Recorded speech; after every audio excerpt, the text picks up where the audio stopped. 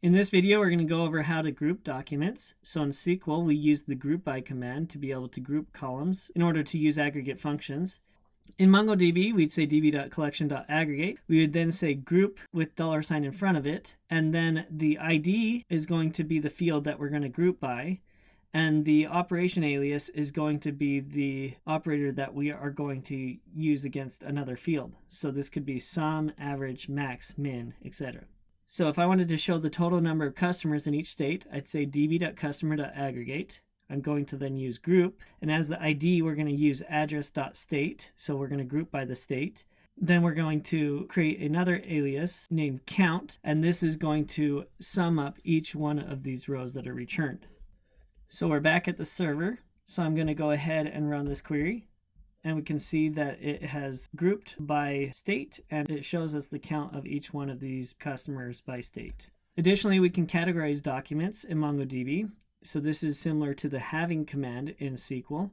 So to do this, we would continue with our db.collection.aggregate, follow the same syntax as we did with the grouping, and then we could use match, which is equal to the having criteria. So we'd say match, and we'd have that operation alias that we previously defined, and then we're going to use an operator and then some number. So this operator could be greater than or less than, etc. So for example, if I wanted to show the total number of customers in each state with at least 2 customers, and then sort the results by count in descending order and display the first 2 results, I could say db.customer.aggregate.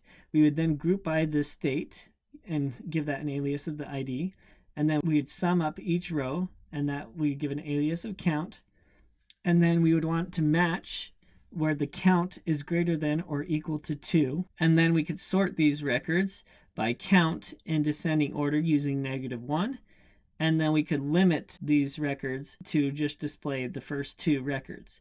Notice that we are not using count or limit after the function. This is actually a part of the aggregate function, as you can see here. And notice that we also put everything in square brackets. So here we are back at the server. I'm going to go ahead and run this query. And we can see that we have the 2 states that have the highest count, New York and Colorado, sorted in descending order, and they are greater than or equal to 2. So here we have 2 additional examples. I want you to pause this video, try these on your own, and then come back to compare your answers.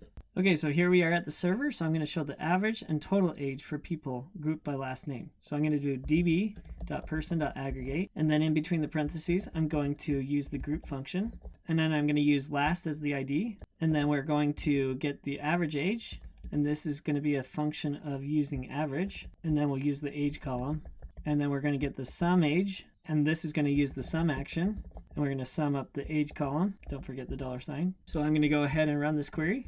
And so we get the sum and average age by every name. So as you can see here, we only have 1 record for each name except for Curtis. So Curtis is going to have actually average the age, and it's going to sum the ages of the 2 people. All right, so the next query asks us to show only documents in the previous problem with a sum age greater than 80. So I'm going to just copy and paste the previous problem, and then we're going to use the match function.